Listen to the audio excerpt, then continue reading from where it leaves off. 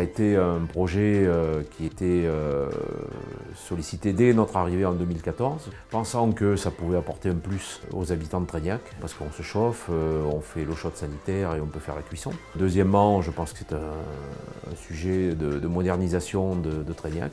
Et puis pour les bâtiments collectifs, notamment la mairie, l'EHPAD, la Fondation Pompidou, c'est source d'économie à terme. La réussite d'une DSP passe par la mobilisation du conseil municipal et des élus.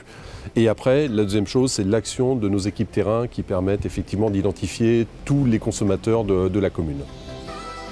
La prospection en délégation de service public se passe en plusieurs volets. On a d'abord la préparation et le repérage de la commune avec la réunion publique. Et ensuite, on détermine un point de stockage effectivement pour savoir où on pourra stocker notre citerne de gaz. Il faut compter à peu près 2 ans entre le moment où l'appel d'offres est lancé et la mise en gaz du réseau. J'attendais depuis longtemps que le gaz arrive à Traignac, puisque j'avais une vieille chaudière au fioul.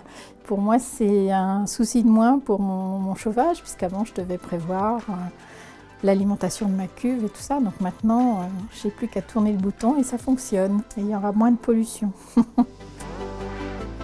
Je remercie les prestataires qui ont travaillé pour nous, toute l'équipe Antargaz, et que dans l'avenir, on puisse continuer à étendre ce réseau.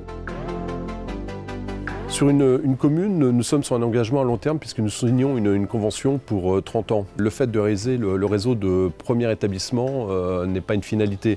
Ce réseau va vivre, il va se développer, il va continuer à vivre par ce qu'on appelle la densification, la création de mise en place de nouveaux coffrets, de nouveaux compteurs et de nouveaux clients sur le réseau existant, mais aussi par des extensions de ce réseau qui, lui, continue à se développer et à vivre.